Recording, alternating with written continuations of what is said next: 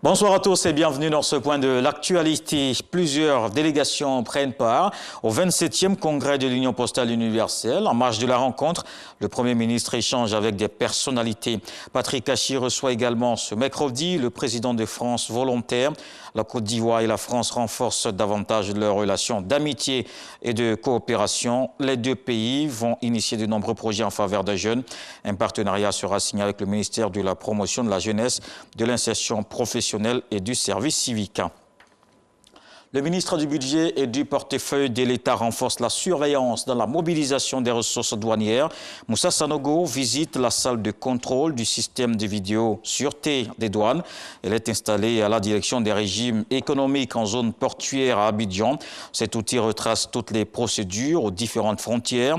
C'est un projet de suivi à distance des activités qui est à sa phase de lancement avec une expérimentation à la frontière est du pays. C'est la fin d'un long feuilleton juridique. L'immeuble La Pyramide au Plateau revient dans le patrimoine de l'État. Un accord est trouvé avec le présumé propriétaire. Annonce faite par le ministre de la Construction, Bruno Nabagné-Koné, qui annonce également la réhabilitation de ce bâtiment qui peut démarrer. Chaque Koné. La bataille juridique n'aura finalement pas lieu.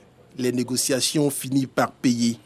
La Pyramide est à nouveau inscrite au livre foncier avec pour seul et unique propriétaire l'État de Côte d'Ivoire. Pour arriver à cette issue heureuse, le gouvernement a dû mettre la main à la poche. En même temps qu'il y avait la procédure judiciaire, il y avait les discussions avec la personne présumée propriétaire. Mais un accord a été trouvé et c'était notre position depuis le début. Nous savions ce qu'il avait payé à l'État de Côte d'Ivoire et c'est ce montant qui lui a été retourné. Voilà. 500 millions de francs CFA. C'est en 2015, à la faveur du projet de réhabilitation de l'édifice qu'il a été constaté dans le livre foncier que le propriétaire de la Pyramide était autre que l'État de Côte d'Ivoire.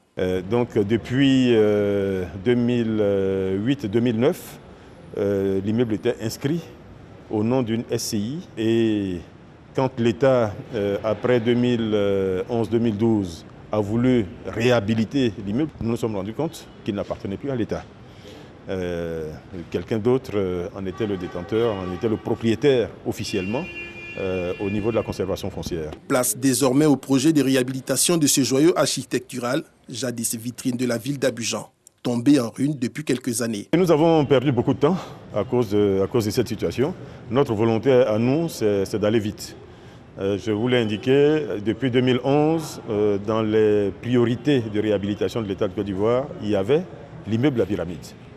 Et malheureusement, nous avons buté sur cet écueil juridique qui était le titre de propriété, qui n'était pas au nom de l'État de Côte d'Ivoire. Bon, aujourd'hui c'est résolu, donc il faut réengager les discussions avec les personnes qui à l'époque étaient intéressées pour réaliser en partenariat public-privé cette réhabilitation. Peut-être même que le gouvernement recommandera que nous partions dans une démarche plus élargie. Nous verrons, nous aviserons en fonction de ce que nous aurons comme consigne, comme instruction de nos premiers responsables.